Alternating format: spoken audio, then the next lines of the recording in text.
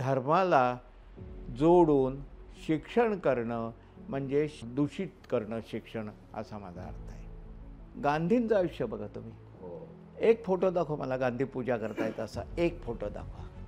गांधींनी ईडीएम ती वापरली लोकांना पटवण्या. रामराज्याचा शब्द वापरला.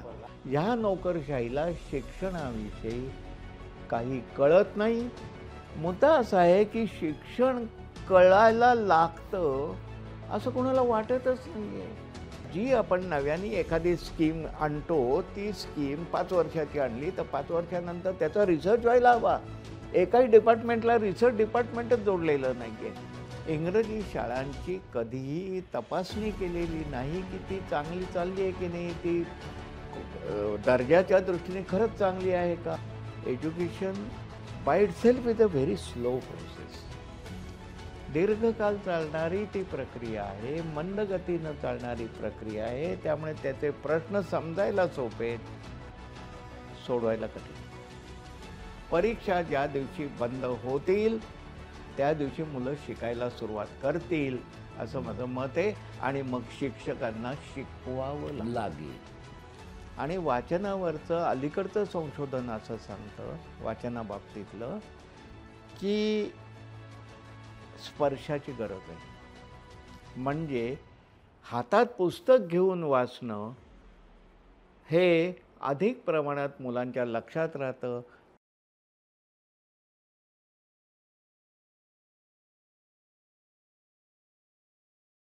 तुम्ही हा जो आदिवासींच्या शिक्षणाचा किंवा शिक्षणाच्या वाटोळेकरणाचा प्रयोग आहे तो त्याच्याबद्दल आपण बोलूया.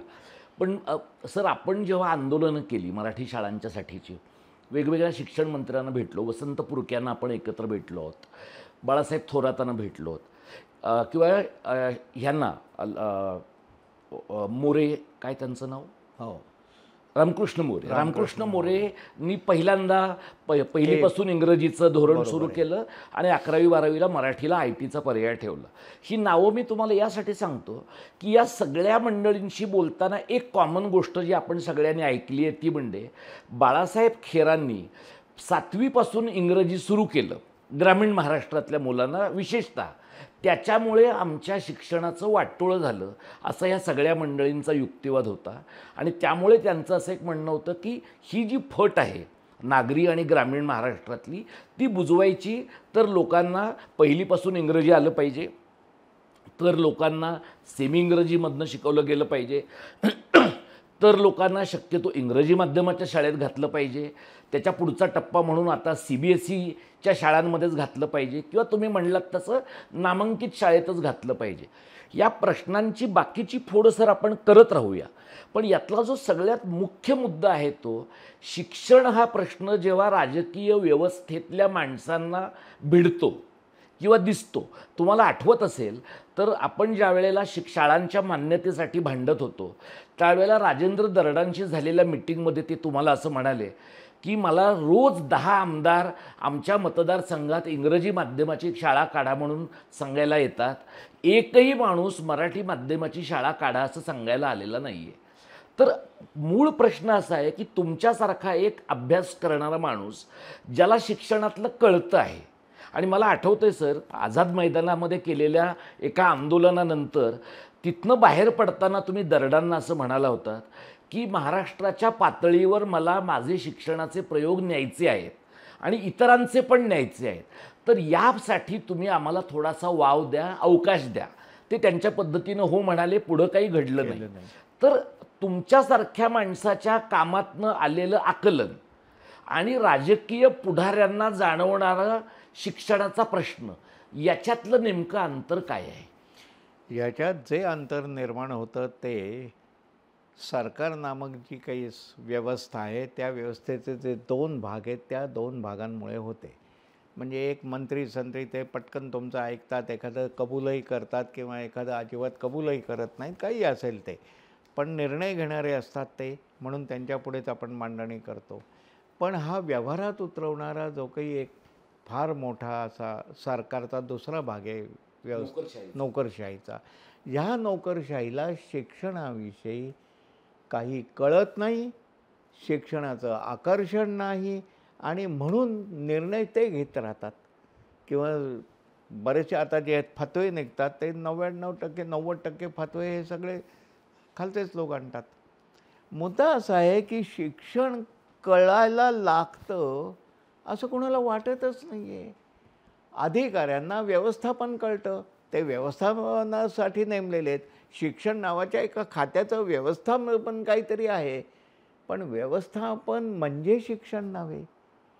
आणि शिक्षण न कळल्यामुळे शिक्षणाविषयीचा विचार तोटका होतो, त्रोटक केला जातो.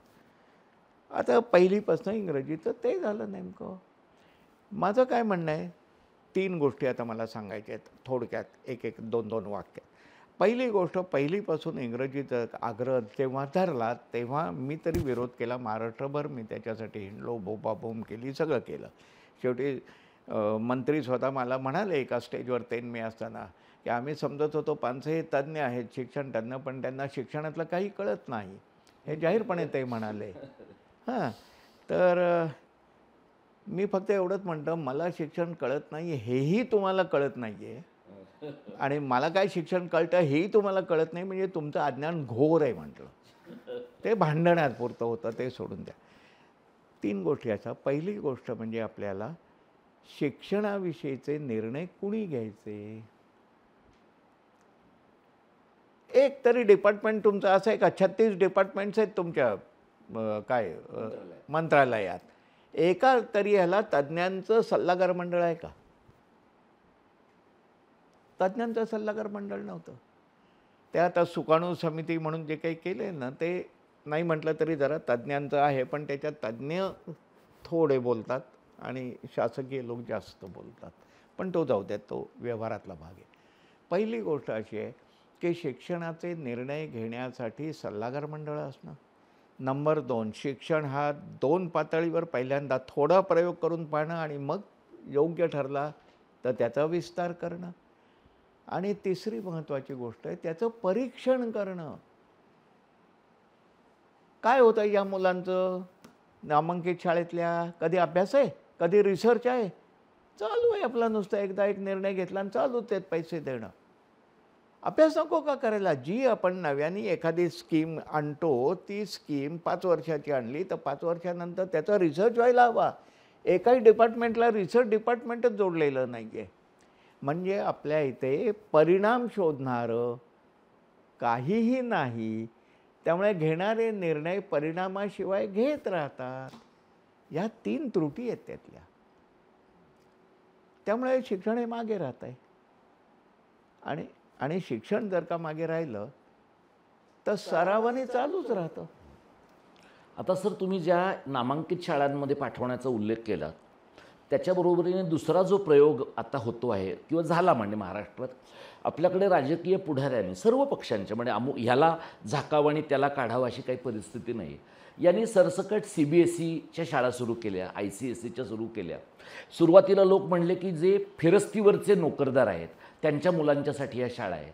मग मुंबईमध्ये महानगरपालिकेच्या शाळा ज्या SSC बोर्डाच्या होत्या, मराठी माध्यमाच्या होत्या, त्या CBSEच्या झाल्या. त्यांचं नाव मग मुंबई पब्लिक स्कूल झालं. ते झाल्यानंतर त्याचं लेबल बदललं गेलं. हेच लोक असं म्हणाले की नाही, आम्हाला एकच शाळा करायची, शहरामध्ये एक नमुना हवा आहे. मग मुंबईत झाल्यावर लोक म्हणले मुंबईत झाले तर ठाण्यात का नको, ठाण्यात झाले तर पुण्यात का नको, आणि पुण्यात झाले तर गडचिरोलीत का नको. आत्ता अशी परिस्थिती आहे की जवळपास प्रत्येक तालुक्यामध्ये तालुका पंचायत समितीतल्या माणसांचं असं म्हणणं आहे की किमान एक आम्हाला सरकारी शाळा तुम्ही CBSE करूनच द्या. ही झाली एक बाजू. आणि दुसरं, आत्ता सरकारनं, या नव्या सरकारने असं म्हटलं आहे की आम्ही CBSEचा अभ्यासक्रम मुलांना लागू करणार आहोत. तर मला हे 2 प्रश्न जर तुम्हाला विचारायचे आहेत की हे CBSE ICSE म्हणजे केंद्रीय बोर्डांचं फॅड काय आहे. म्हणजे IGCSE आणि IB ही जी बोर्ड आहेत, आंतरराष्ट्रीय मंडळं आहेत, ही ज्या ज्या देशांमध्ये आहेत त्या त्या देशांमध्ये त्यांच्या त्यांच्या भाषेत चालतात. किंवा CBSE आणि ICSEची शाळासुद्धा उत्तर भारतात हिंदीतनं चालतात. मग महाराष्ट्रात त्या मराठीतनं का चालू नयेत? आणि हे चालण्यासाठीचा रेटा नेमका कुठनं आला पाहिजे? पहिली गोष्ट म्हणजे आपले काही गैरसमज हे इतके रुजलेले आहेत समाजामध्ये उदाहरणार्थ चांगली शाळा म्हणजे इंग्रजी शाळा. आता त्याला व्यत्यास आहेच दुसरा, की मराठी अनेक शाळा वाईट आहेत. आता त्या मानाने बऱ्याच सुधारल्याच्या गेल्या 25-30 वर्षात, तरी मला चित्र जरा बरं दिसतंय असं म्हणू आपण. परंतु पहिली महत्त्वाची गोष्ट, की तुम्ही मराठी न शिकलं तर ते वाईट अशी एक समजूत करून घेतली आणि इंग्रजीत शिकलं की चांगलं अशी समजूत जी काही गुंतली आहे, त्याच्यातनं ह्या सगळ्या मागण्या होतात. दुसरी गोष्ट, इंग्रजी शाळांची कधीही तपासणी केलेली नाही की ती चांगली चालली आहे की नाही, ती दर्जाच्या दृष्टीने खरंच चांगली आहे का, आणि मूल्यमापनच नाही आहे. आणि मूल्यमापन नाही. आणि इंग्रजी शाळा उत्तम, माझा अभ्यास आहे, किंचित अभ्यास आहे, वस्तुनिष्ठ प्रश्न काढायचे आणि वस्तुनिष्ठ प्रश्नाला भरपूर मार्क मिळतात. पालकांना आनंद होतो माझी मुलं इंग्रजी माध्यमात जाऊन. पण माझ्याकडचं उलटं एक उदाहरण आहे, एका मुलाचं आहे, पण ते फार ठळक उदाहरण आहे. 7वीतला मुलगा होता आणि 8वीत जाताना मराठी हे इंग्रजी शाळेत होता तो, आणि आई वडिलांनी आणि मी त्यांच्या घरातला होतो म्हणून आम्ही निर्णय घेतला की त्याला इंग्रजी शाळेतनं काढून मराठी शाळेत घालू. पहिल्यांदा तो ओरडला, कारण त्या वयात मुलांना मित्र अधिक महत्त्वाचे असतात, त्यांना ते भाषा काही नाही. मग मी त्याला एवढंच सांगितलं की 6 महिने कळ काढलीस फक्त, कारण तुला त्रास होईल. सगळे रोजची लेक्चर्स मराठीतनं सुरू झाली की तुला त्रास होईल, पण मराठी तुला येतेच आहे मुळात, त्यामुळे काहीच त्रास व्हायचा नाही. 6 महिने सोस. आता ही गोष्ट मी सगळी नाही सांगत. पुढे असं झालं की त्या मुलाला वर्षभरात तो इतका तयार झाला की तिथेही तो पहिला आला मराठी शाळेत. याच्या पुढे जाऊन हा मुलगा SSCला 94% त्याला मार्क मिळाले आणि त्याच्या सर्व इंग्रजी मित्रांना 80-84च्या आसपास मिळाले. हा पुढे गेला आणि आता त्यांनी ते चंद्रावर गेलेलं जे काही होतं ना, ते गाडी ती चंद्रावर, हो, वॉयेजर. हां, तर ते यांनी तयार केलं. हा मुलगा आता फार मोठ्या याच्यात गाजतोय असतो मुलगा. याचा अर्थ मराठीतनं शिकल्यामुळे त्याला समज आली आहे. इंग्रजीतनं समज यायची असेल तर इंग्रजी भाषेची समज यावी लागते आणि मग विषयांची समज. हे दुहेरी ओझं मुलांच्या डोक्यावर थेट मॅट्रिकपर्यंत असतं. आणि आईबापांना ओझं कळत नाही. आईबापांना फक्त एवढंच, माझा मुलगा इंग्रजीत 4-2 वाक्य बोलतोय एवढाचाच त्यांना आनंद होतो. प्रश्न असा आहे की तिसराच प्रश्न आहे इथे, आणि हा अति गंभीर प्रश्न आहे की शाळेतल्या शिक्षणाची किती समज मुलांना येते. मग ते मराठीतला असो इंग्रजीतला असो.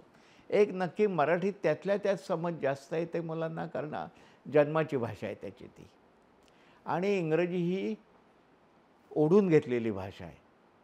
त्यामुळे पहिली 6 वर्षाची भाषा वेगळी आहे त्याची, त्यातनं त्याचा विचाराची भाषा ठरते वगैरे, मगाशी बोललो मी. आता ही इंग्रजी भाषा त्याला पेलावी लागते आहे. डबल ओझं तर झालंच, पण वर्गात शिकताना पुन्हा 2 प्रक्रिया एकाच वेळेस चालू ठेवाव्या लागतात. एक म्हणजे विषय शिकायचा, म्हणजे विषयाचं ज्ञान काय जे म्हणत असो आपण ते आत्मसात करायचं आहे, आणि त्याच वेळेला ते आत्मसात करण्याचं साधन नावाची इंग्रजी भाषाही आत्मसात करायची आहे. त्यामुळे साधारणतः पहिलीपासून इंग्रजी असेल तर 7वीत मुलगा जाईपर्यंत त्याला हे ओझं होतं.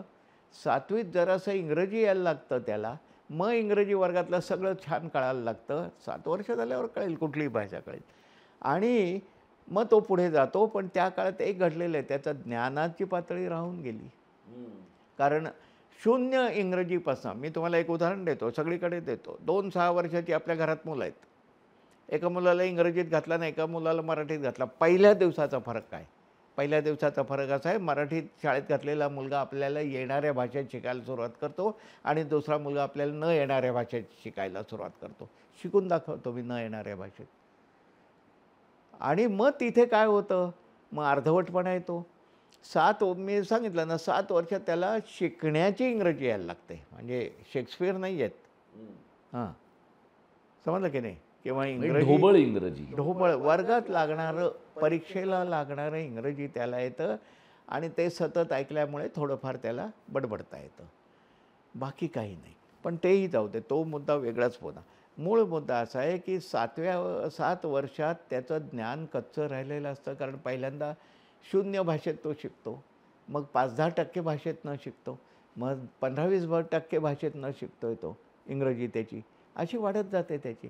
किंबहुना विषय शिकण्याबरोबर त्याची इंग्रजी वाढत जाते. म्हणजे 7 वर्ष आयुष्यातली त्याची फुकट गेलेली असतात. कारण ज्ञानात माझं ती जी पुस्तिका आहे, ज्ञानाचा बळी द्यायचा आहे का तुम्हाला, ती त्याच्यावरच आधारलेली पुस्तिका आहे. तुमच्या त्याच पुस्तिकेतलं तुमचं जे भाषेसाठी ज्ञानाचा बळी द्यायचा का हे जे तुमचं म्हणणं आहे, ते सांगताना तुम्ही असं म्हणता की आपण शाळेमध्ये ज्ञान मिळवण्यासाठी जातो, भाषा शिकण्यासाठी नाही. तर म्हणजे ज्ञान मिळवण्यासाठी जाणारा जो विद्यार्थी आहे तो इंग्रजी माध्यमाच्या शाळेमध्ये शिकला, आपल्या मातृभाषेपासून दूर गेला की त्याला भाषाही शिकता येत नाही आणि ज्ञानही मागे पडतं, असं तुम्हाला सुचवायचं आहे? अगदी मी तुम्हाला किंबहुना ती टीका आहे माझी. ते वाक्य हे सत्य सांगणारं नाही तर टीका करणारं आहे की ज्ञानाचा बळी देता तुम्ही. 7 वर्ष तुम्हाला ज्ञान काही अर्धवट मिळत गेलं आहे, तुकडे तुकड्यात काहीतरी मिळत गेलेलं आहे आणि ज्ञानाचा पक्का सिमेंटचा पाया लागतो, तो झालेला नाही आहे, हे मला म्हणायचं होतं. आणि मग माझं म्हणणं असं आहे की तुम्हाला शाळेमध्ये जर का तुम्ही ज्ञानासाठी जात असाल तर ज्ञान मिळवा. आता ज्ञान शब्द मी वापरत नाही, कारण आपल्याला शाळा फक्त माहिती देते.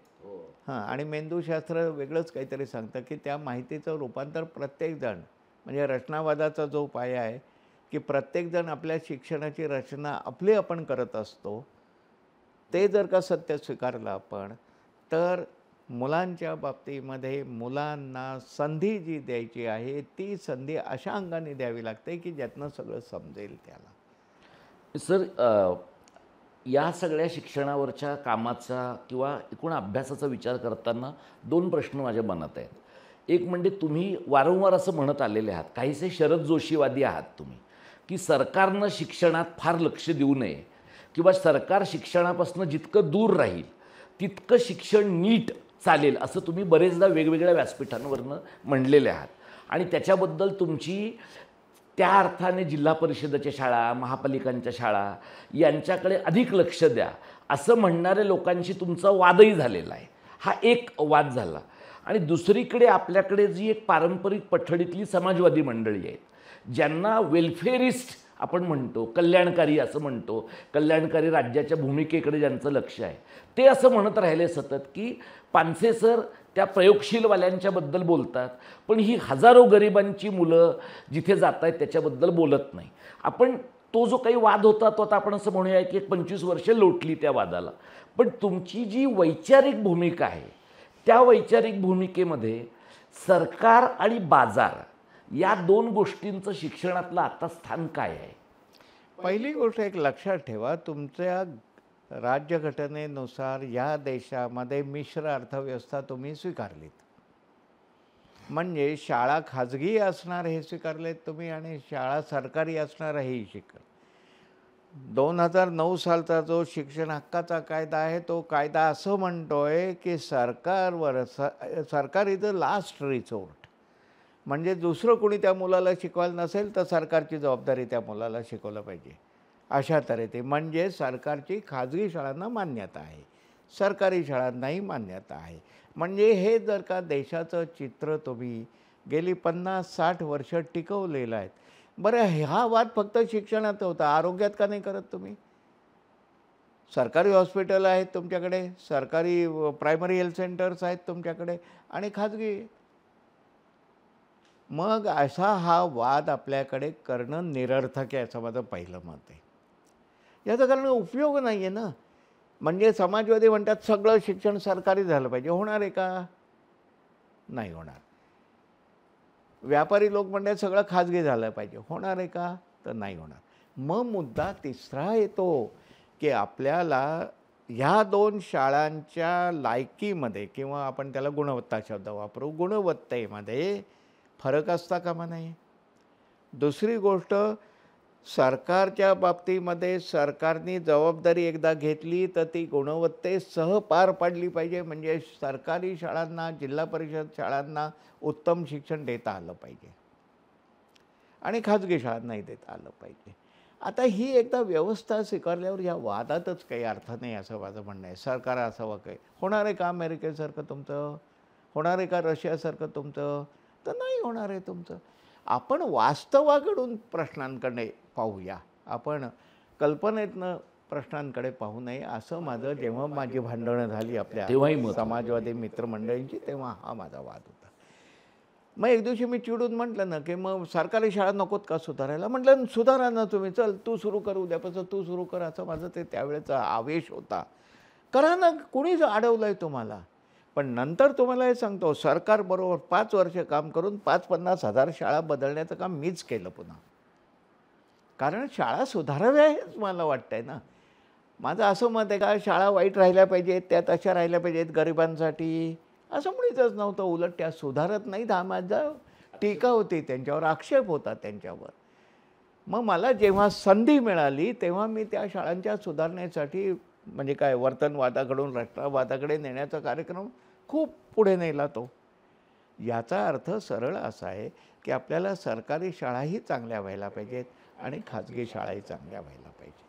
तुम्ही आता उल्लेख करताना सर शिक्षण हक्क कायद्याबद्दल बोललात. म्हणजे आपण जेव्हा चळवळीत एकत्रितपणे काम केलं तेव्हा तो काळ आहे. तो शिक्षण हक्क कायद्याच्या अंमलबजावणीचा काळ आहे. आणि तेव्हा सरकार असं म्हणत राहिलं की आम्ही विनामूल्य आणि सक्तीचं शिक्षण देणार आहोत, त्यामुळे तुम्ही बाकीच्या काही शाळा काढण्याच्या भानगडीत पडू नका आणि मग त्या बेकायदेशीर ठरतील. तो एक वाद झाला. त्यावेळेला अनेक लोकांना असं वाटत होतं की शिक्षण हक्क कायद्यामुळे जे गरिबांच्या मुलांना 25% शिक्षण मिळणार आहे चांगल्या शाळांमध्ये, ते गेल्या 15-20 वर्षामध्ये असं दिसतं की त्या सगळ्या शाळा, चांगली शाळा म्हणजे परिसरातली इंग्रजी माध्यमाची शाळा, अशा पद्धतीने आता लोक गरिबांच्या मुलांना इंग्रजी माध्यमाच्या शाळांमध्ये ॲक्सेस मिळतो आहे. आणि सरकारने असं म्हटलं की त्या मुलांचा खर्च इव्हेंच्युअली सरकार करणार आहे. आत्ता इंग्रजी माध्यमाच्या शाळांमध्ये गेल्या 2-3 वर्षातच 2-3दा जवळपास आंदोलनं झाली की सरकारने आम्हाला ती 25% मुलांची रक्कम दिली पाहिजे, अदा केली पाहिजे. म्हणजे एकीकडे आपण असं म्हणतोय की मातृभाषेतनं शिक्षण देणं विनामूल्य आणि सक्तीचं आहे. दुसरीकडे आपण वारंवार असं म्हणत राहिलो की इंग्रजी माध्यमाचं शिक्षण ही सरकारची जबाबदारी नाही, ते ज्याने त्याने आपल्या बळावर करावं. पण मग शिक्षण हक्क कायदा आल्यानंतर त्या मुलांच्या संख्येपैकी 25% मुलांना जर सरकार त्यांची फी भरणार असेल तर मागल्या दाराने आपण इंग्रजी माध्यमाच्या शाळा अनुदानित केल्या. आणि हे त्यावेळेला आंदोलनं करणाऱ्यांच्या आणि सरकारच्या सुद्धा लक्षात आलं नाही असं तुम्हाला वाटतं का? मुळात असं आहे की ही सगळी दिशाच चुकीची होती. त्यावेळेस कदाचित आपल्याही लक्षात नसायला आलेलं, पण दिशा चुकीची होती. ती अशी होती की 25% मुलांना उचललं आणि तुम्ही इंग्रजी शाळेत घातल्यामुळे ती मूळची इंग्रजीतली मुलं शिकणारी त्यांना हे लोढणं नकोसं वाटायला लागलं. ह्या मुलांना त्यांच्याशी जुळवून घेणं, संबंध शिक्षणातला सुरुवातीच्या काळात भावनिकता, भावनिक स्थिती या गोष्टी खूप महत्त्वाच्या आहेत. सुरुवातीच्या काळात म्हणतोय मी. मग अशा वेळेस प्रत्यक्ष अनुभव आपला काय आहे, ती मुलं किती पुढे गेली, त्यातली किती मुलं परत मागे आली, किती मुलांनी शाळा सोडल्या, याची आकडेवारी पाहिली पाहिजे आपल्याला. माझं म्हणणं तो फसलेला प्रयोग आहे आपला. त्याच्यातनं पुढे आर्थिकदृष्ट्या काय झालं, अनुदानितकडे वळलं की नाही, तसं नाही झालेलं. कारण असं आहे की 25 लोकांचे पैसे सरकारने दिले, याचं कारण त्या 25ना ते ॲडमिशन देणारच नव्हते लोक म्हणून, आणि हा काहीतरी एक प्रयोग करायचा म्हणून. त्यामुळे त्या प्रयोगाने काही घडलेलं नाही फारसं. आणि आज काय स्थिती आहे त्याची मला नेमकी माहीत नाही आहे की अजून ते 25% जात आहेत किंवा नाही. पण मुलं तिथे रमू शकत नव्हती, हाही तेवढाच महत्त्वाचा भाग होता. मला असं वाटतं की इंग्रजी माध्यमाच्या शाळांच्या विरोधात आपण जेव्हा बोलतो तेव्हा 2च मुद्दे महत्त्वाचे आहेत. पहिला म्हणजे शाळेत जाताना, इंग्रजी शाळेत जाताना मुलाला न येणाऱ्या भाषेत शिकायला सुरुवात करावी लागते आणि 8-10 वर्ष त्याला त्रास होतो, डबल ओझं येतं. याला कॉग्नेटिव्ह ओझ्याला काय म्हणतात, कॉग्नेटिव्ह बर्डन निर्माण झालेलं असतं. आणि हे कॉग्नेटिव्ह बर्डन मुलांना लहान वयात देणं हाच मुलांवर केलेला अन्याय आहे आणि म्हणून इंग्रजी माध्यमात मुलांना घालून नाही आहे. दुसरी गोष्ट, इंग्रजी माध्यमाची कशासाठी धावपळ? तर मराठी आहे ही वाईट शाळा असते आणि म्हणून इंग्रजी. आता अनेक प्रयोगशील असतील, पण अनेक शाळा अशा आहेत ना, आजच मी ते वाचलं, त्या एक आपला जो काही उत्तम शाळा चालवणारा आहे आमचा मित्र, 5,000 त्याच्याकडे आता यादी आहे, आम्हाला घ्या शाळेत, आम्हाला घ्या शाळेत म्हणणारी. याचा अर्थ मराठी शाळा उत्तम असेल तर पालकांना काय हवं आहे? उत्तम शाळा हवी, उत्तम शिक्षण हवं. मग उत्तम शिक्षण आणि उत्तम शाळा मराठी असू शकते, हे जर का तुम्ही सिद्ध केलं तर इंग्रजीकडे जाण्याचा ओघ कमी होती. हे सिद्ध झालं. 2015 ते 2019 या काळात जेव्हा सरकारच्या बरोबर, मंत्र्यांच्या सेक्रेटरींबरोबर मी जेव्हा काम करत होतो, तेव्हा जवळजवळ 4-4.5 लाख मुलांनी त्या 5 वर्षामध्ये इंग्रजी माध्यम सोडून जिल्हा परिषद शाळामध्ये मराठी प्रवेश घेतलेला आहे. म्हणजे काय? पालकांची भूमिका आहे की ते आम्हाला चांगली शाळा हवी. ही शाळा चांगली झाली की आमची मुलं इकडे गेली. आता मुद्दा असा आहे, गैरसमज कुठे आहे? गैरसमज इथे आहे की मराठी शाळा वाईट आहे, पण म्हणजे इंग्रजी शाळा चांगली आहे असं नाही. इंग्रजी शाळेची तपासणी नाही. इंग्रजी शाळांची तपासणी करा ना. तुम्ही त्यांना NOC दिली आहेत ना काढायला, CBSE असून कोणी, त्यांची लावा ना परीक्षा एकदा, लावा ना त्यांची तपासणी एकदा. ती तपासणी जर का तुम्ही करत नसाल तर हा गैरसमज कधीच दूर होणार नाही आहे. आणि शेवटचा मुद्दा, जग बदललं आहे. जग असं बदललेलं आहे की आता भाषांमध्ये अनेक भाषा किंवा इंग्रजी भाषा शिकण्याची जरूरसुद्धा कमी होत चालली आहे. टेक्नॉलॉजी इतकी डेव्हलप झालेली आहे की मी इथे मराठीत बोलतो आहे आणि तुला इंग्रजीत ऐकू जात आहे, तिला फ्रेंचमध्ये ऐकू जात आहे, ती त्याचे उत्तर फ्रेंचमध्ये देते, ते मला मराठीत ऐकू येत आहे. हे युनोद झालं आहे. युनोद झालं, युरोपियन युनियनमध्ये झालं. युनियनमध्ये जर का झालेलं असेल तर याचा सरळ अर्थ असा आहे की पॉलिसी बदलण्याची गरज आली. नवविचार आता आपल्याला केला पाहिजे की इंग्रजी कुठपर्यंत हवी. हौसेचा मामला जरूर ठेवा तुम्ही, परंतु इंग्रजीतनंच शिकण्यापेक्षा उत्तम मराठीतनं जर का मुलं शिकली, स्वतःच्या भाषेत जर का ते शिकली, तर त्यांचं शिक्षणाचं मान अधिक गुणवत्तापूर्ण असेल. आणि त्या बाबतीत इंग्रजीचा आता गरजही नाही, या अंगाने सुद्धा आता आपल्याला विचार करायला हवा. सर, तुम्ही ताराबाईंचा उल्लेख केला. आता अनुताई वाघांच्या बरोबर तुम्ही काम केलेलं आहे. कोल्हापुरात लीलाताई पाटलांनी काम केलं. तुम्ही स्वतः दीर्घकाळ काम करताय. अशी महाराष्ट्रामध्ये अगदी नई तालीमच्या प्रयोगांचं महाराष्ट्रामध्ये खूप दीर्घ परंपरा आहे. आत्ता मात्र गेल्या काही काळामध्ये तुम्ही ज्याचा उल्लेख केलात की सरकारच्या अंगणवाड्या आल्या, अनेक ठिकाणी बालवाड्या आल्या. अगदी म्हणजे मूल 1 वर्षाचं 2 वर्षाचं झालं आहे, म्हणजे पालकांचं असं झालं आहे की अगदी मुलांना शिकवणं हा गर्भसंस्काराचा भाग झाला तरीसुद्धा चालेल इतके महत्त्वाकांक्षी आई पालक आणि बाबा पालक आपल्याला निर्माण झालेले दिसतात. तर एकीकडे तुमच्यासारखे लोक हे जरा दमाने घ्या, नीट शिकू द्या, त्या मुलाला आनंद वाटू द्या असं सांगतायत, आणि दुसरीकडे आपले जे गंड जोपासलेले आहेत पालकांनी की तेव्हा मला 11वीला इंग्रजी नीट आलं नाही, तेव्हा मी गावात राहिलो किंवा राहिले म्हणून हे झालं, हे सगळे गंड आणि आपल्या महत्त्वाकांक्षा मुलांच्या मार्फत वेगाने पूर्ण करणारे पालक, याच्यातलं अंतर कसं मिटवायचं?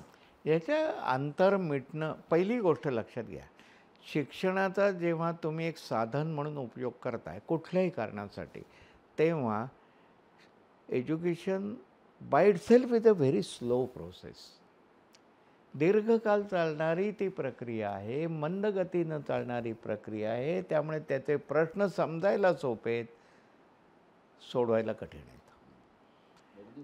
दुसरी महत्त्वाची गोष्ट की आपल्याला पुन्हा आपण इंग्रजी मराठी याहीकडे जातो किंवा चांगली शाळा वाईट शाळा याहीकडे जातो. काही एक किमानतेचा आग्रह आपण धरावा किंवा नाही. सगळ्या शाळांमध्ये परीक्षा नावाचं एक तंत्रमध्ये कुठेतरी घुसल्यामुळे हा जो परीक्षा नावाचा राक्षस आहे त्यांनी सगळ्या शिक्षणाचे हेतू बदलून परीक्षेसाठी शिक्षण असा एक नवीन प्रवाह आणलेला आहे.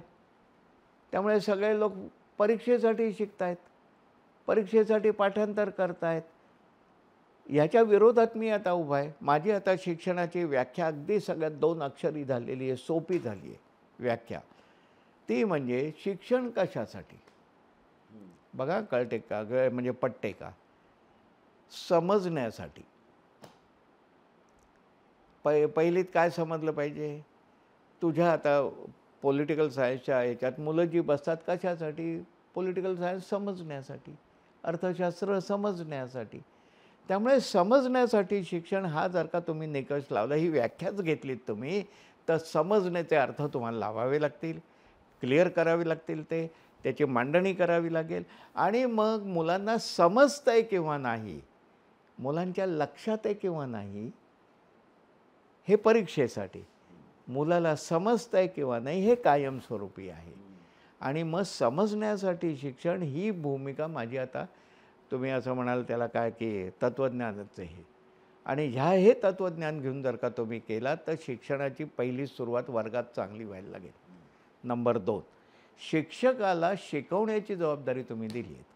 शिक्षक शिकवतो, अगदी प्रामाणिक शिक्षक आहे, शिकवतो तो.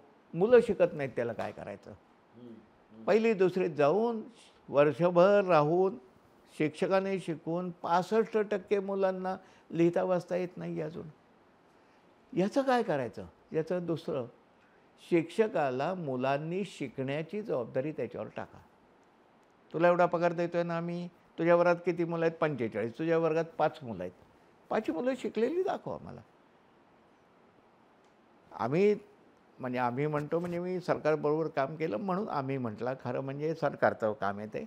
त्यावेळेस हा काढलेला होता, काय त्याला म्हणतात, शासन निर्णय काढला होता, GR काढलेला होता की अधिकाऱ्यांनी शिक्षकांची चौकशी करू नये, वर्गात जाऊन बसवून मुलांची पाहावं. मुलं जर का शिकत असतील तर शिक्षक शिकवतो असं समजा तुम्ही.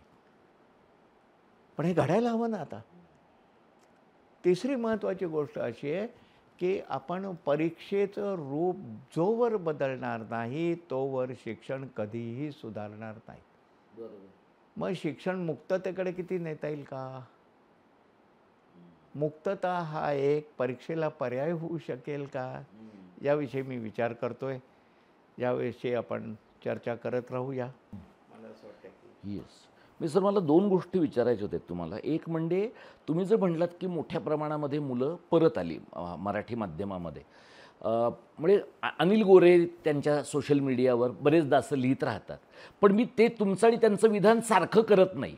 ती 2 पूर्ण वेगळ्या टोकाची विधान आहेत आणि ते काय म्हणूया त्याला आपण प्रचारक या अर्थाने बोलतात. ते असं म्हणाले की मी एवढी 50 पौंडची व्याख्यानं दिली म्हणून एवढी मुलं इंग्रजीची मराठीत आली. तर त्याच्यावर लोकांनी त्यांच्या फेसबुक पोस्टच्या खाली असं लिहिलं की कोविडच्या काळामध्ये लोकांना मुलांच्या इंग्रजी माध्यमाची फी भरणं परवडेना म्हणून लोक इकडं आले. आता तुम्ही म्हणतायत ते म्हणतायत ते आणि लोक लिहितायत ते, अशी 3 उत्तरं त्याची आहेत. आता परिस्थिती अशी आहे की पालकांनी स्वतःहून माध्यम बदल, म्हणजे आम्ही मराठी अभ्यास केंद्राच्या वतीने पालक संमेलनं घेतली, त्यावेळेला काही पालकांच्या आम्ही मुलाखती घेतल्या, माध्यम बदल केलेल्या. पण आम्हाला असं लक्षात आलं की माध्यम बदल करून जर 25 मुलं इकडं आली असतील तर त्या काळामध्ये 50 इंग्रजी माध्यमाच्या शाळाच निघालेल्या आहेत. म्हणजे एकीकडे आम्ही छोटी फट बुजवतो आहोत आणि तिकडे मोठं भगदाड पडलं आहे. तर असं तुम्हाला जाणवतंय का? म्हणजे सरकारबरोबर तुम्ही जेव्हा काम केलं तेव्हा काही एक आश्वासक चित्र तुम्हाला जाणवलं, पण आता मधल्या एक 10-15 वर्षाच्या काळामध्ये एकूणच आपली जी महाराष्ट्राची राजकीय संस्कृती आहे तिच्यामध्ये शिक्षण आणि त्याच्यातही मातृभाषेतलं शिक्षण हे प्राधान्यक्रमात एकदम घसरत गेल्याचं तुम्हाला जाणवतंय का? हे सत्य आहे. हे मला नुसतं जाणवतं नाही, मला माहीत आहे हे घडतं आहे. आकडे असे काही देता येत नाही आहेत मला, परंतु नजरेला कळतं आहे आपल्या. मी ज्या काळात सरकारबरोबर काम केलं त्याची एकच भूमिका होती, इंग्रजीविषयी आम्ही काही करत नव्हतो. इंग्रजी शाळा चांगल्या चालाव्यात, वाईट चालाव्यात याविषयी काही करत नव्हतो. मराठी शाळा चांगल्या व्हाव्यात आणि चांगल्या होण्याचा मार्ग त्यांची मेथोडॉलॉजी बदलावी. वेगळ्या पद्धतीने, रचनावादी पद्धतीने शिकलं आणि शिकवलं तर मुलं छान शिकतात आणि याचा प्रत्यय त्यावेळेस घेतला. म्हणजे अर्धाच भाग आम्ही केला. आम्ही मराठी शाळांविषयीचंच काम केलं, कारण सरकारचं काम त्यांच्याच विषयीचं होतं आणि तिथे मलाही बऱ्याच गोष्टी समजायला लागल्या, त्याचा मला उपयोग झाला. इंग्रजी शाळांच्या बाबतीत इंग्रजीचं फॅड अजून चालू आहे आणि इंग्रजीचं हे फॅड आहे असंच माझं स्पष्ट मत आहे. इंग्रजी शाळांना परवानगी देणं थांबवावं असा माझा प्रयत्न राहील. चौथी गोष्ट किंवा तिसरी गोष्ट जी काय असेल ती की इंग्रजीतून मुलांचं ज्ञानाची पातळी खाली राहते हे प्रत्यक्ष व्यवहारात तुम्ही जेव्हा पाहता तिथे स्पष्टपणे दिसतं आहे तुम्हाला. कोण चांगली माणसं वाटत आहेत आज वरच्या पातळीवरची. मी मंत्री संत्री नाही म्हणत आहेत कारण ती कुठल्या पातळीवरची आहेत हेच मला अजून कळत नाही आहे. हां, परंतु व्यवसायाच्या क्षेत्रामध्ये वेगवेगळ्या व्यवहाराच्या क्षेत्रांमध्ये सगळी माणसं जी प्रामुख्याने पुढे जात आहेत ती सगळी आपापल्या भाषेतनं शिकलेली पुढे जात आहेत. इंग्रजी यावं किंवा नाही. आता मी आज मी बँकेत गेलो, कुठल्या बँकेत गेलो, ठाण्यात स्थापन झालेल्या बँकेत गेलो, ठाणे सहकारी जनता सहकारी बँक. काय आचरटपणा या बँकांनी लावलेला आहे. तिथे एवढा मोठा एक नोटीस बोर्ड आहे, तो एक तर वरपासनं लावला आहे, म्हणजे असं पाहिलं तरी नीट वाचता येत नाही. हा पहिला भाग. आणि सगळ्या नोटिसा फक्त इंग्रजीमध्ये. हो. अरे त्या बँकवाल्यांना तरी एवढं इंग्रजी येत आहे का? काय चाललाय हा आचरटपणा? सगळी मराठीच माणसं आहेत ना इथे.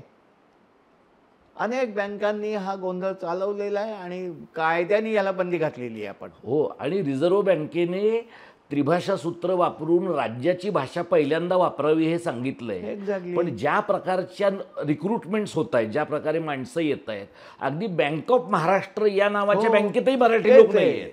तेच आहे. आणि लोक कोणती कुठे ज्याच्यापेक्षा सुद्धा पॉलिसी काय आहे तुमची.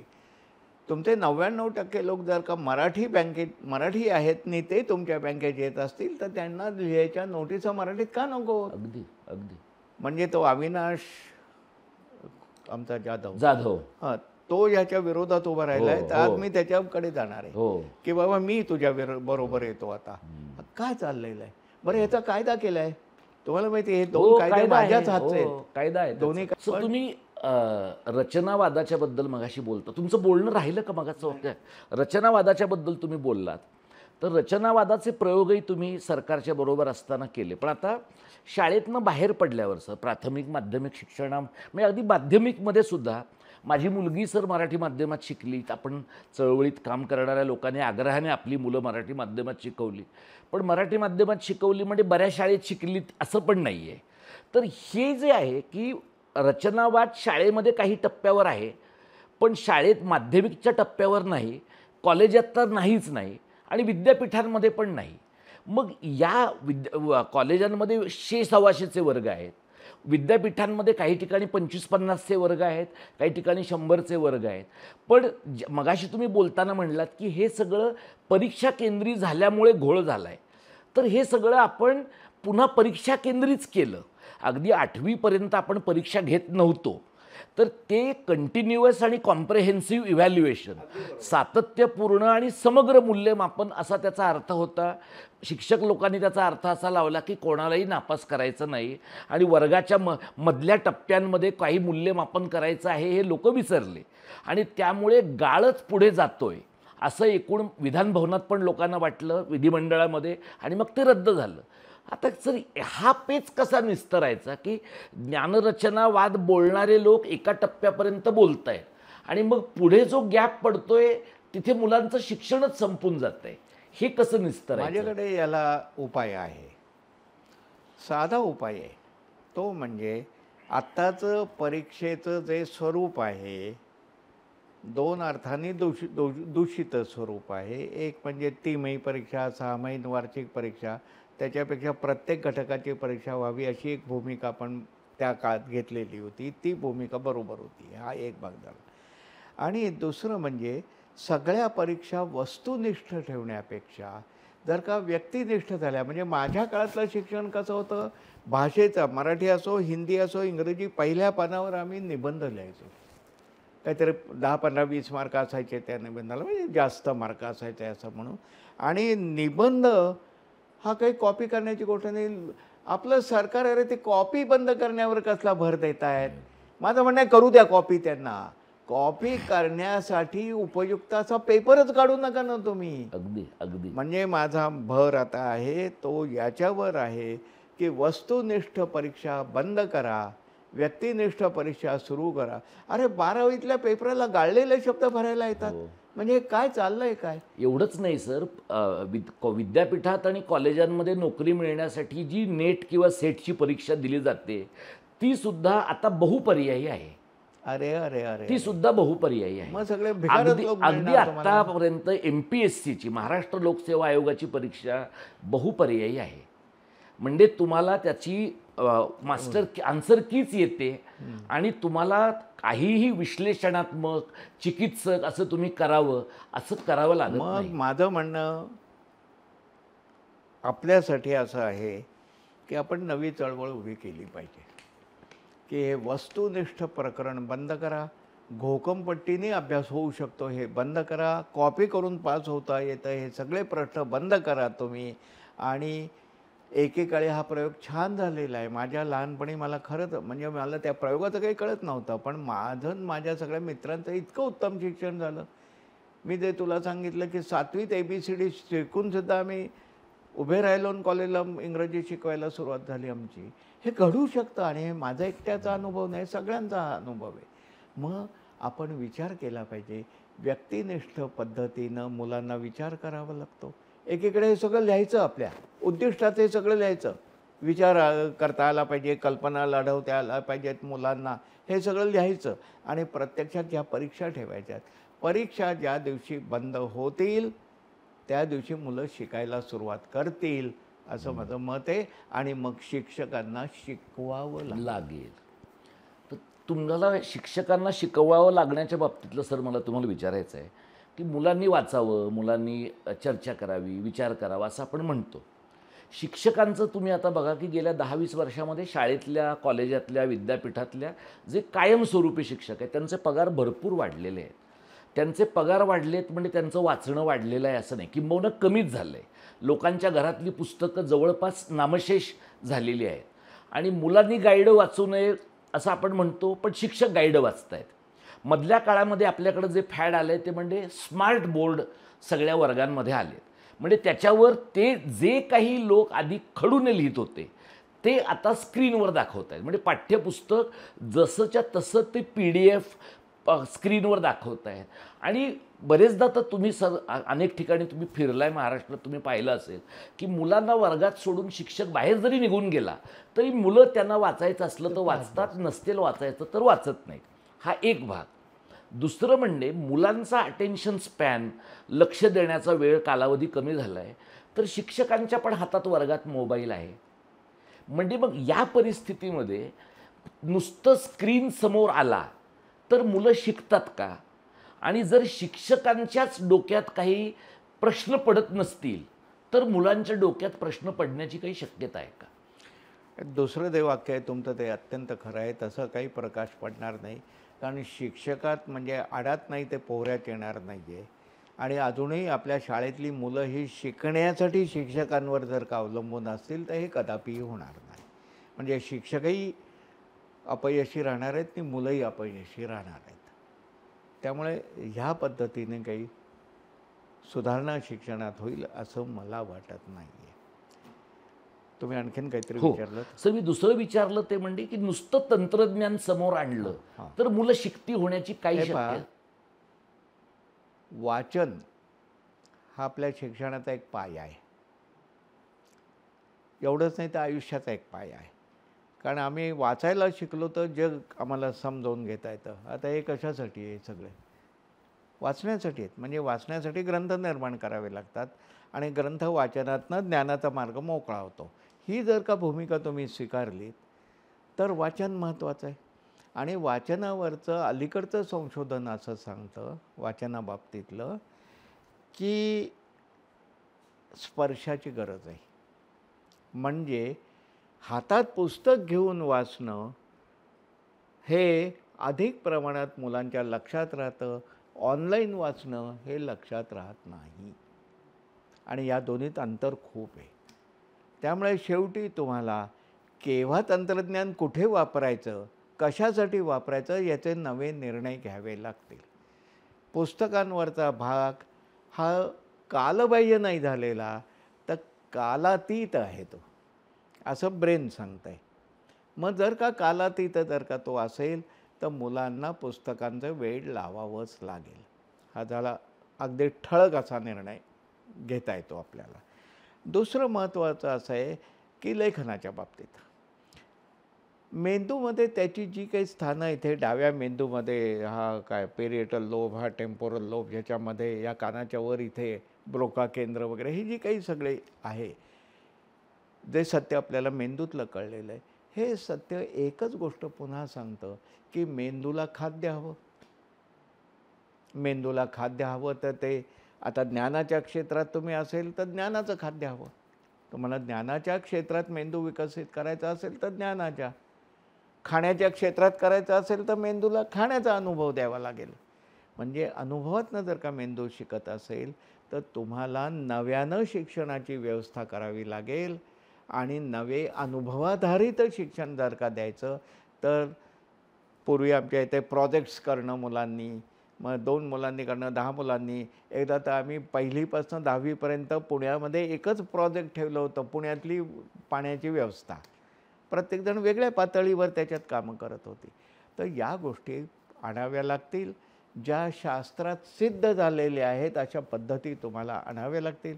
आत्ता आपण कुठे आहोत आपल्या शिक्षणाच्या बाबतीत? तुम्ही महाराष्ट्राचा उल्लेख केला, मी देशाचा नाही करत, महाराष्ट्राचाच उल्लेख करतो. महाराष्ट्रात आपण ना इथं ना तिथं, ना इंग्रजी ना मराठी, ना काय महाराष्ट्राचं बोर्ड ना CBSE, ह्या सगळ्या गुंत्यात अडकलेलो होतो आपण. आणि आपल्याला काय केलं पाहिजे, हा गुंता आधी सोडवला पाहिजे. आपल्याकडे निश्चित पॉलिसी ठळकपणे असली पाहिजे. निश्चित स्वरूपात आपल्याला परीक्षांच्या बाबतीत नवा विचार करावा लागेल. आता ह्या सगळ्या गोष्टी सरकारच्या बोडक्यावर हाणाव्या लागतील. हाणण्यासाठी चळवळ उभी करावी लागेल. एकेकाळी आपण फक्त मराठीसाठी चळवळ केली, मराठी शाळांसाठी केली. आता मराठी काय, इंग्रजी काय, ज्ञानासाठीची चळवळ उभी करावी लागेल आपल्याला. नाहीतर ह्या देशाचं काही खरं नाही. कारण दुसरीकडे धार्मिकतेकडे ओढणारा आता सगळा समाज निर्माण झाल्यावर शंकराला काय, मारुतीला तेल घातलं की इकडे मी पास होणार, आणि शंकराला काय बेल व्हायला की लगेच माझं सुंदर मुलीशी लग्न होणार, हे यायला लागेल आता. हे सर तुम्ही फार, हे मी तुम्हाला थोडं पुढे विचारणार होतो, पण मला आत्ता तुम्ही बोललात तर विचारतो की 2 गोष्टी. एक म्हणजे भाषेच्या बद्दलचं जे आपलं भान आहे, माणूस म्हणून, समाज म्हणून, विद्यार्थी म्हणून, ते आणि आत्ता समाजामध्ये बोकाळलेला धार्मिक मूलतत्ववाद याचं काय नातं आहे. आणि दुसरं तुम्ही जे म्हणताय की मुलांमध्ये म्हणजे म्हणजे मुलं सायन्स शिकतायत, मुलांच्या घरात लॅपटॉप आहेत, पण त्या लॅपटॉपचा जो इंटरफेस आहे, लॅपटॉपवरती देवाची मूर्ती आहे, त्याचं पूजन केल्याशिवाय आणि ते सुद्धा कॅलेंडरमधल्या विशिष्ट मुहूर्ताच्या वेळेवर पूजा केल्याशिवाय आपल्याला बरं वाटणार नाही, अशा प्रकारचा मानसिकदृष्ट्या दुभंगलेला समाज आपल्याकडे आहे. तर ही जी दुभंगलेली मुलं, दुभंगलेले त्यांचे आईबाप, हे काय प्रकारचं भवितव्य असलेला समाज आहे? हे स्पष्ट बोलण्याची आता वेळ आलेली आहे की यातनं भवितव्य देशाचंही वाईट आहे, पालकांचंही वाईट आहे, विद्यार्थ्यांचंही वाईट आहे. याचं कारण असं की धर्मात अडकलेला माणूस विचारातनं बाहेर पडतो, त्याची विचारक क्षमता कमी होते, कारण सगळं विश्वासावरच करायचं आहे मी. त्यामुळे विचारक क्षमता ज्या देशाची कमी होते तो देश कधीही प्रगती करू शकत नाही. प्रगती ही आर्थिक गोष्ट नव्हे, केवळ प्रगती ही मानसिक गोष्ट ही आहे. त्यामुळे पहिली गोष्ट ही लक्षात ठेवली पाहिजे की धर्माला जोडून शिक्षण करणं म्हणजे शिक्षणात काय म्हणतो आपण, दूषित करणं शिक्षण, असा माझा अर्थ आहे. दुसरी गोष्ट, माझं स्पष्ट असं मत आहे की धर्म हीच मुळी कालबाह्य गोष्ट आहे. माझं स्पष्ट मत आहे. धार्मिक व्यवहार या सगळ्या कालबाह्य गोष्टी आहेत. त्यामुळे आपल्याला त्याचा नव्याने विचार करावा लागेल. तिसरी गोष्ट, तंत्रज्ञान वाढलं म्हणजे ज्ञान वाढलं असं नाही. म्हणजे शैक्षणिक ज्ञानात इतर अनेक गोष्टी येतात. तंत्रज्ञान वाढल्यामुळे मला एकदम कला आपोआप कॉम्प्युटर घेतला तर कॉम्प्युटरवरचं चित्र काढता येतं म्हणजे मला व्यवहारात चित्र काढता येईल असं मुळीच नाही आहे. त्यामुळे तंत्रज्ञानाचा अपुरेपणा आणि शिक्षणातला त्याचा निरर्थक उपयोग या गोष्टी आपल्याला टाळाव्या लागतील. आणि हे मी नाही सांगत, हे पुन्हा मगाशी सांगितलं, ब्रेन असं म्हणतो आहे, मेंदूचं संशोधन असं म्हणतं आहे की तुम्ही पुस्तक वाचा, कॉम्प्युटरवरनं काय व्हिडिओ पाहणं, काय जे वॉट एव्हर यू डू. मी त्यात कच्चा आहे म्हणून मी त्याची उदाहरणं नाही देऊ शकत. शेवट आपल्याला शिक्षणाचा विचार 1 मुलापासून करायला हवा, 2 सामाजिक मुलापासून करावा लागा, 3 ज्ञानाचाच जर का मार्ग चोखाळायचा असेल तर धर्माला बाजूला केलं पाहिजे. ज्ञानाचाच जर का चोखाळायचं असेल तर ज्ञान ज्याने वाढतं त्या सगळ्या ॲक्टिव्हिटीज, ते सगळे कामं पुन्हा. म्हणजे मी असं म्हणेन की आता शिक्षणाच्या भोवती धार्मिक गोष्टी नकोत. कारण माझं स्पष्ट मत असं आहे की जे लोक भूतकाळावर अवलंबून राहतात, भूतकाळासाठी अधिकाधिक वेळ देतात, ते आपलं भविष्य कधीही घडवू शकत नाही. भूतकाळ घेऊन भविष्याकडे जाता येत नाही. हे जर का स्पष्ट असेल तर भविष्याकडे जायला तुमचा वर्तमान काळ तुम्हाला सुधारला पाहिजे. आणि वर्तमान काळ सुधारायला पाहिजे असेल तर तुम्हाला मुलांना विचारी मुलं तयार केली पाहिजेत, भावनिकदृष्ट्या समतोल मुलं निर्माण केली पाहिजेत, आणि तिसरी महत्त्वाची गोष्ट स्वतंत्र मुलं तयार केली पाहिजेत. आणि हे जर का घडवू शकत नसेल शिक्षणातनं तर शाळा बंद केल्याने सुद्धा काही फारसं बिघडणार नाही असं माझं मत आहे. आणि तो प्रयोग मीही करून पाहिला आहे. माझी लर्निंग होम आज तीच विकसित फार जोरात होत आहे. 200-200 मुलं येत आहेत. म्हणजे आमच्या एका लर्निंग होममधनं 17 वर्षापूर्वी काढलेल्या 5-6 लर्निंग होम आता झालीत तेवढ्याच भागात, त्या कोथरूड भागामध्ये, आणि सगळे फोफावत आहेत. याचं कारण शिक्षकांचाच शिक्षक सोडा, पालकांचा असलेल्या शिक्षणावरचाच विश्वास उडत चालला आहे. आणि असलेल्या शिक्षणावरचा विश्वास उडणं ही छान गोष्ट आहे, पण शिक्षणावरचाच विश्वास उडणं ही मोठी गंभीर गोष्ट होणार आहे असं मला वाटतं आहे. सर, तुम्ही मगाशी बोलताना बोलणं, वाचणं ह्या कृतींच्या बद्दल बोललात. तर या 2 कृतींच्या बरोबरीने आपली जी काही एक मूल्यव्यवस्था व्यक्ती म्हणून, समाज म्हणून येते, त्याच्यात काही कृत्रिमपणा आहे का, असा एक प्रश्न मुलांचं एकूण वागणं पाहताना मला पडतो. एक म्हणजे तुम्ही रस्त्याने जाताना पाहिलं, ट्रेनमध्ये, बसमध्ये प्रवास करताना पाहिलं तर शाळकरी मुलं, कॉलेजमधली मुलं कोणत्याही वयोगटातली असतील, ती सोबत आहेत पण सोबत नाही आहेत. म्हणजे प्रत्येकाने स्वतःचं काहीतरी एक रील लावलं आहे, काहीतरी ऐकतायत, किंवा काही वेळेला हेडफोन न लावतासुद्धा ऐकतायत. म्हणजे समोरच्या माणसाला त्रास होईल, शेजारच्या माणसाला काहीतरी उपद्रव होईल. हे या रील्सपासून ते पूर्ण कांठाळ्या बसणाऱ्या DJ-पर्यंत. म्हणजे मध्यंतरी आपल्याकडं जे आता ढोल वादनाचं फॅड आलं आहे, त्याच्यामध्ये एक तरुण मुलगी, एक लहान बाळ असं त्या ढोलावर ठेवून ढोल वाजवते आहे, याचं रील लोकांनी प्रचंड व्हायरल केलं होतं की ही स्त्री कशी सांस्कृतिक आहे हे दाखवण्यासाठी. तिला मी ढोलगज बाई असं मग त्यांना त्यावर लोकांनी नंतर खूप झोडलं त्यांना की हे अशा पद्धतीने करणं हे अमानुष आहे. बरोबर. तर हे सर जे काही मूल्यव्यवस्थेचं पालकांच्या बाबतीत झालं आहे, म्हणजे खाणं तुम्ही धरा की म्हणजे कचरा ट्रेनमध्ये असेल, बसमध्ये असेल, कुठे कचरा टाकावा ह्याच्याबद्दल पालकही विचार करत नाहीत, तो मुलांनी करावा असं वाटत नाही. शिक्षकांचं तुम्ही जर बघितलं तर अनेक शिक्षक पिंका टाकतात वर्गातनं बाहेर, अनेक शिक्षक मुलांना तंबाखू आणायला सांगतात, मुलांना मावा आणायला सांगतात. तर या सगळ्या गोष्टी जर शिक्षकांकडं मूल्यव्यवस्थेचं भान नाही आहे, पालकांकडे नाही आहे, ज्यांना तुम्ही रोल मॉडेल म्हणून पाहाल अशांकडे नाही आहे, तर या निर्वात पोकळीमध्ये मुलांना हे भान कसं येईल? हा मोठा गंभीर प्रश्न आहे, हे खरं आहे. पण असा जगात एकही प्रश्न नसतो की ज्याला उत्तरच नाही, समजलं की नाही. त्यामुळे यालाही काही उत्तर असू शकतं, आपल्याला त्या दिशेनं विचार करावा लागतो. पहिली गोष्ट म्हणजे मेंदू आणि मूल्य यांचा डायरेक्टली काही संबंध नाही. कारण मूल्य ही कमालीची सामाजिक गोष्ट आहे, ती नैसर्गिक गोष्ट नाही. हे जर का लक्षात घेतलं तर मूल्यांचा उगीच बोजा तुम्ही मेंदूशास्त्रावर टाकू नका. मानवी गोष्टी आहेत त्या. पुन्हा वेगवेगळ्या समाजातली मूल्य वेगवेगळी थोडीफार असूही शकतात. त्यामुळे मूल्यांकडे वेगळ्या अंगाने वळलं पाहिजे. मला माहीत नाही, तुम्ही माझी मूल्यांवरचीच पुस्तिका आहे अख्खी 5 लेख असलेली. एनिवे, त्याचा उल्लेख केवळ मी केला आता. पावसानंतरचे ऊन नावाची माझी एक पुस्तिका आहे, ती बघा. 2-3 गोष्टी मूल्यांच्या बाबत मूलतः लक्षात घेतल्या पाहिजेत. पहिली गोष्ट, मूल्य ही एक सामाजिक गोष्ट आहे. दुसरं म्हणजे मूल्य ही रुजवण्याची गोष्ट नाही आहे, ती आपोआप रुजण्याची आहे. म्हणजे मुलांना 21 मूल्य काढायची सरकारने, ती वर्गात द्यायची आणि मुलांना मूल्य शिकवणं हा महामूर्खपणा आहे.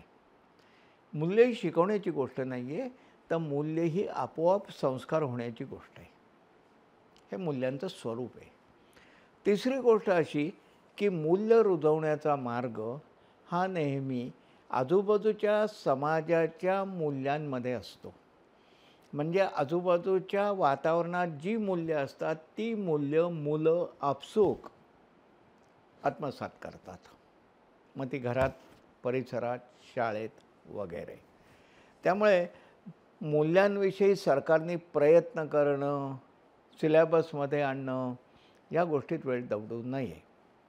मग काय व्हायला पाहिजे? आता मी एकदम दुसऱ्या मुद्द्याकडे जातो ह्या प्रश्नाच्या उत्तरासाठी. आपण शाळेचं रूप डोळ्यासमोर आणा. मुलं शाळेत जातात असं आपण म्हणतो, पण शाळेत जातात म्हणजे कुठे जातात? तर मुलं वर्गात जातात. म्हणजे अधिकाधिक वेळ वर्गात असतात मुलं. आता वर्गात जर का मुलं असतील तर मूल्यांचा विचार, रुजण्याचा विचार वर्गात ते वातावरण असेल तर आपोआप होईल. आता वर्गात मूल्ययुक्त वातावरण असतं किंवा नाही हा अभ्यासाचा विषय आहे. तुम्ही आता काहीतरी बोलताना उदाहरण दिलं, शिक्षक थुंकतात बुवा हे, तर हे जर का असेल तर मूल्य रुजवण्याचा प्रयोगही होऊ शकत नाही. आणखीन एक गोष्ट मूल्यांबाबत लक्षात घ्या की मूल्य ही बदलत जातात. समाजाची बदलत जातात, व्यक्तींची बदलत जातात. ती त्यांच्या जीवनाशी निगडीत असतात. आणि एका शब्दात सांगायचं तर मुलांच्या बाबतीत जो विचार मूल्यांचा केला जातो तो त्यांच्या वागणुकी संबंधात केला जातो. ही वागणूक जी आहे ही वागणूक कोण घडवणार? तर घरी आईबाप घडवणार, शाळेत शिक्षक घडवणार. मर्यादित जागेतलं बोलतोय मी. आता हे जर का घडवायचं असेल तर घडेलच असं नाही, पण हे जर का घडवायचं असेल तर शिक्षकांना मूल्यवान असलं पाहिजे, आईबापांना मूल्यवान असलं पाहिजे. जे मुलं पाहतात, जे मुलं ऐकतात, त्या सगळ्यातून मुलांची मूल्याची धारणा तयार होते. मग ती बोलायला लागतात. बोलणं ह्या प्रतिक्रिया आहे त्याच्यावरची. त्यामुळे निसर्गता एक तर मेंदूशी जोडू नका. मेंदूशी जोडता येतं ते कुठे ते मी सांगतो, पण मूल्य ही कृत्रिम गोष्ट आहे.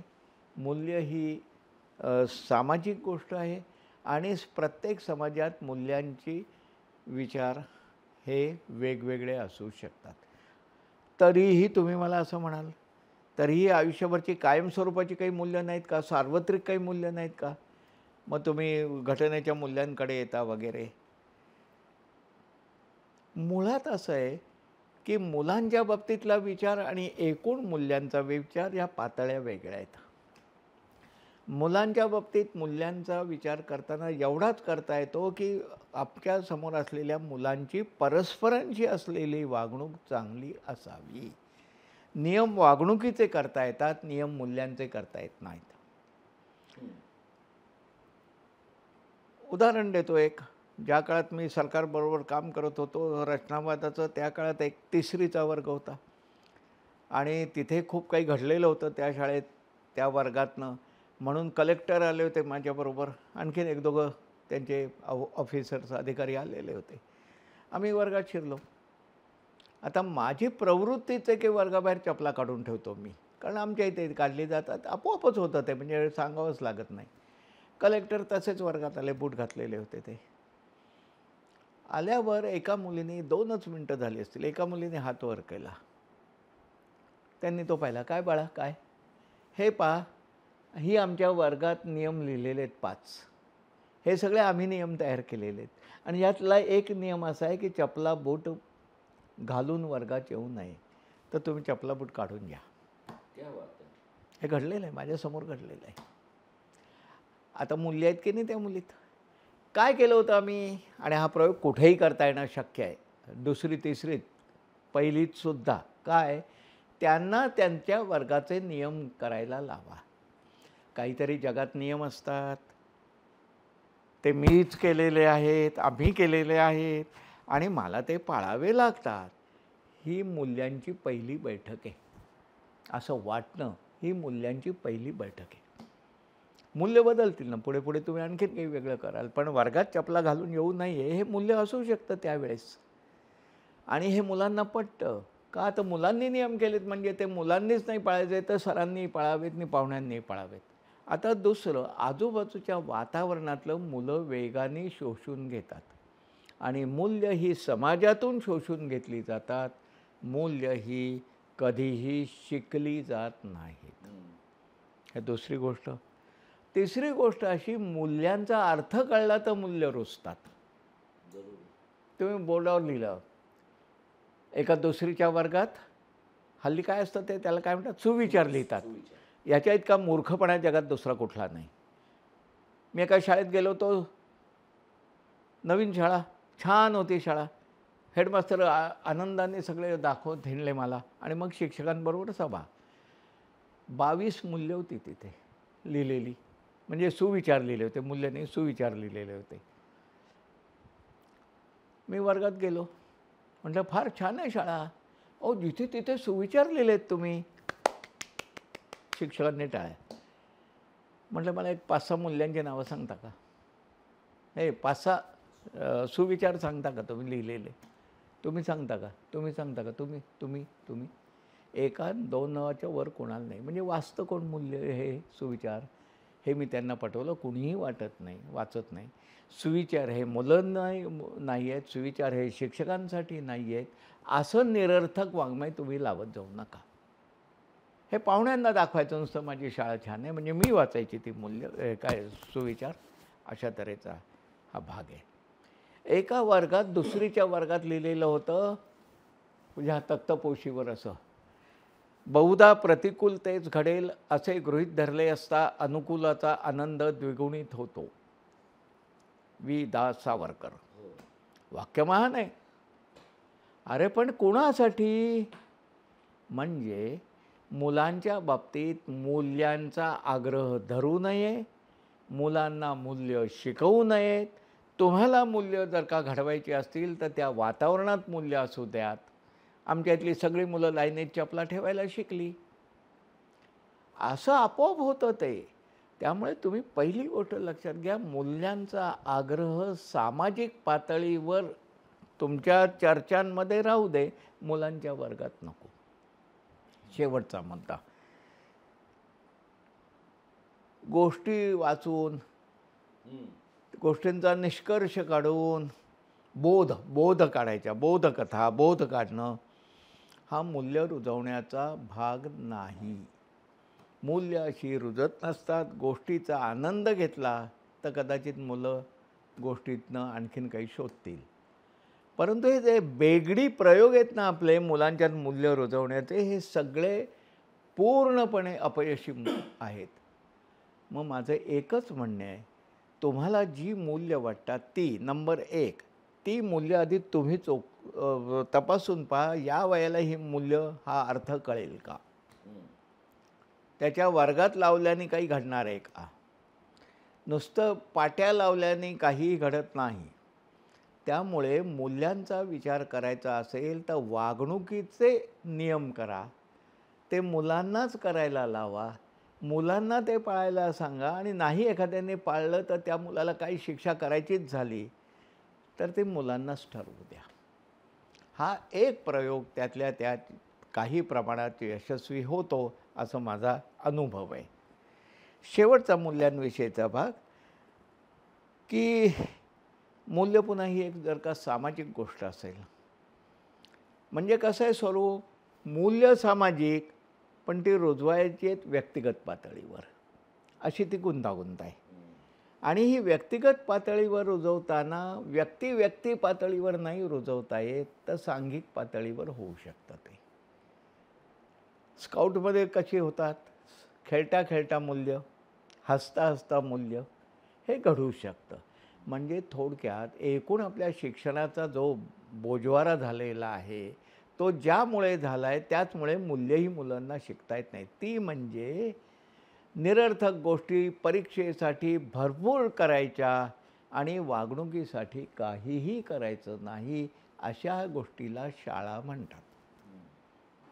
ते तुम्ही फार म्हणजे अनेक लोकांना तुमच्या अनौपचारिक बोलण्याचा आधार घ्यायचा तर हार्टफेल होईल अशा प्रकारचं हे विधान आहे. पण तुम्ही मगाशी बोलताना सर असंच एक विधान आणखी केलं होतं, ते धर्माच्या कालबाह्यतेबद्दलचं आहे, एकूण जीवनातल्या धर्माच्या कालबाह्यतेबद्दलचं.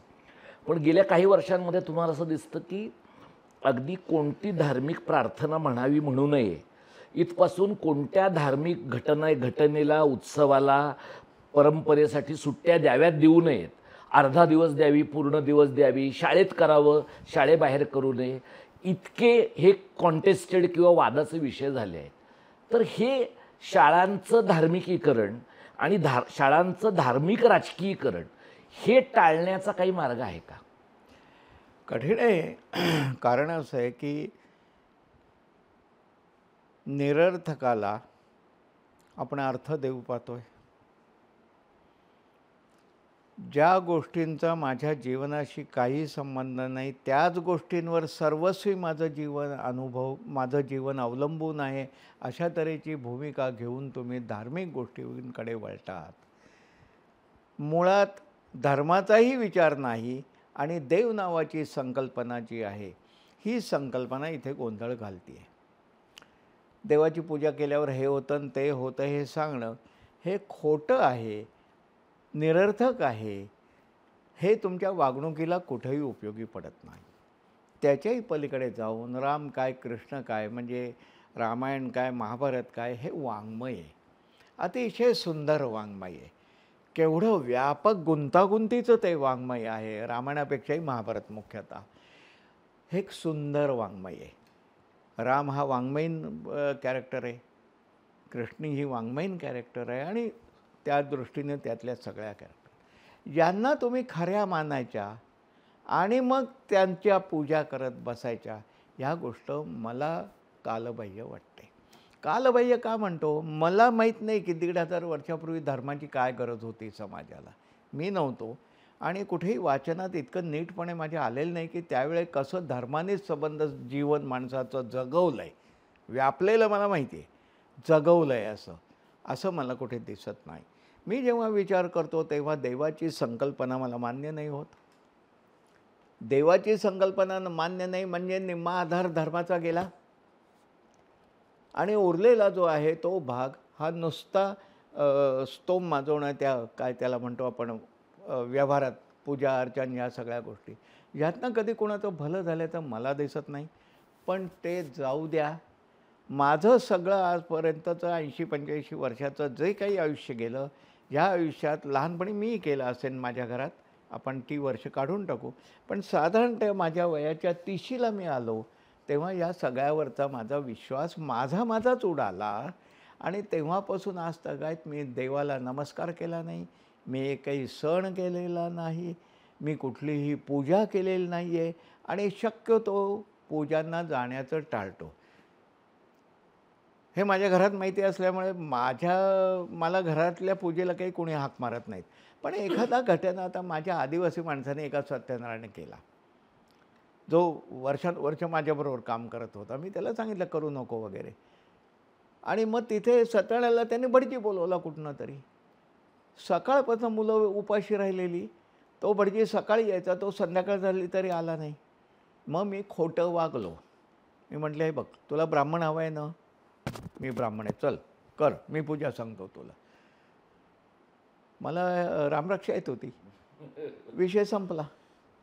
आता ती येत होती, ती न येणं अशी काही मेंदूत क्रिया नाही मला करता आली, पण येते म्हणून राहिली आहे. सांगायचं कारण असं, ती इमेज मी वापरली. गांधींचं आयुष्य बघा तुम्ही. एक फोटो दाखवा मला गांधी पूजा करतायत असा एक फोटो दाखवा. गांधींनी इडियम ती वापरली लोकांना पटवण्यासाठी. रामराज्याचा शब्द वापरला किंवा हे स्वच्छता म्हणजेच देव ही अशी वापरणं हे समाजाला पटण्यासारख्या पद्धतीतून शिकवणं हा शहाणपणा त्यात आहे. हां, पण त्यांनी कशी हे केलेलं नाही आहे. आता शेवटचा मुद्दा मूल्यांच्या बाबतचा असा आहे की मूल्य कशाला म्हणतो, त्याची काय व्याख्या आहे की जो गुण किंवा जो वागणुकीचा नियम दीर्घकालासाठी आहे त्याला तुम्ही मूल्य म्हणता. उदाहरणार्थ आत्ता तिथे गेलो आणि मी म्हटलं याला की मला हात धुवायचा आहे डोसा खायला, त्याला मूल्य नाही म्हणत. तो स्वच्छतेचा एक भाग झाला. जे दीर्घकाल ज्याचा आग्रह आहे म्हणजे आयुष्यभरासाठीची जी गोष्ट आहे तीच गोष्ट मूल्य म्हणायला लायक असते.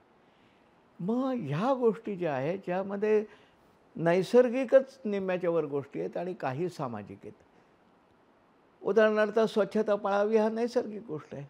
नीट जेवण करावं, वेडंवाकडं करू नये म्हणजे वगैरे वगैरे वगैरे असं ह्या सगळ्या गोष्टी आहेत. त्या सगळ्या नैसर्गिक गरजा आहेत माणसाच्या.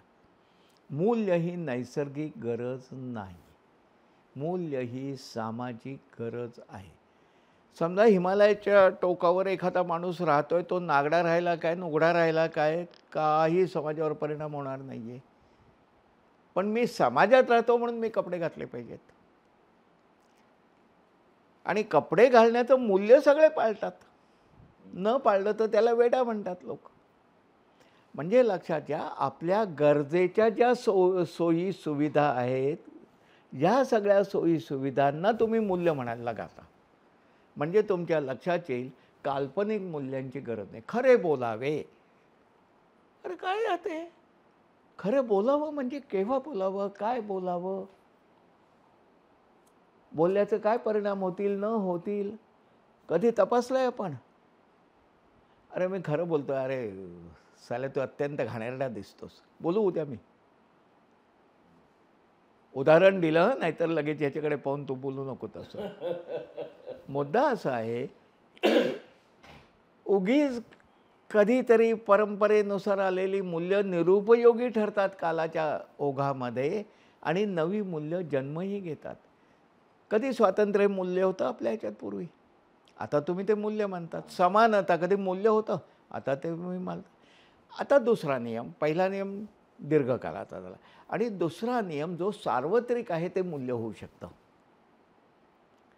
तुम्हाला विषमता तुझ्या माझ्यातलीच फक्त जायला नको आहे, सगळ्यांच्यातली जायला. समाजाचं अर्थच वेगळे लावता. मग तुम्ही त्याचे निकष वेगळे ठरवता तुम्ही आणि वेगवेगळ्या पातळीवर त्याचा आग्रह धरता. म्हणजे आधी जातीयता नष्ट करा, जाती जातीत समानता आणा वगैरे वगैरे गोष्टी, स्त्री पुरुष समानता आणा वगैरे या अनेक गोष्टी करतात. पण याचा अर्थ मूल्य ही आपल्याला नव्याने ठरवावी लागतात. आपल्या जीवनाची जी शैली आहे त्या शैलीला अनुसरून करावी लागतात.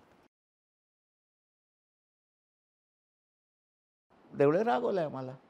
ते बँक जर का महिनाभर तुम्हाला बोलवते तर आपल्याला का नाही जमू, मला जमता येतं, मंजूला नाही जमत, मंजूला जमता येतं, देवळ्यांना नाही. मग काय चाललं आहे म्हणाले. रमेश आता ठरलं, आत्ता सोमवारी सकाळी, मध्ये रविवार आहे, सोमवारी सकाळी आपण थेट बँकेपाशी भेटायचं. गाडीला वगैरे काही नाही. मग मी गाडीला वाट पाहिली, तुम्ही दिसला नाहीत वगैरे, काही नाही, सगळ्यांनी तिथेच पोचायचं 10 वाजता. ती गाडी विशिष्ट होती आमची, आम्हाला ते माहिती होतं. चला गेलो आम्ही. सह्या करायच्या होत्या काहीतरी, त्या केल्या. जे काय काम अर्धा तासाचं होतं ते झालं आमचं. मी देवळांना म्हटलं, रांबू म्हणायचो मी त्यांना, रांबू आता चलो आयन्याला जाऊन घेऊ. इथपर्यंत स्टेशनपर्यंत आलो तर आता जाऊया. हे बघ रमेश, आता नाही, आपलं काम होतं, मी ते पूर्ण केलं. म्हटलं अहो चला ना, काय बिघडलं. हे बघ, माझा धाकटा भाऊ माझ्याच घरात वारलेला आहे. फक्त त्याची मुलं हैदराबाद का कुठे बंगलोरहून यायला मी वेळेचा अंदाज केला, 6 तास लागतील. आपलं हे काम 4 तासात होऊन जाईल म्हणून मी आलो, आता मी पळतो. घडलेली गोष्ट आहे. मृत्यूचं तुम्ही काय त्याला म्हणतात, अवास्तवपणा नका करू. मृत्यू ही गोष्ट स्वीकारायला शिका. मृत्यू तर मी अगदी अजून नाही त्या पातळीवर गेलो, पण मृत्यूची सुंदरतासुद्धा आता मला कळायला लागलेली आहे.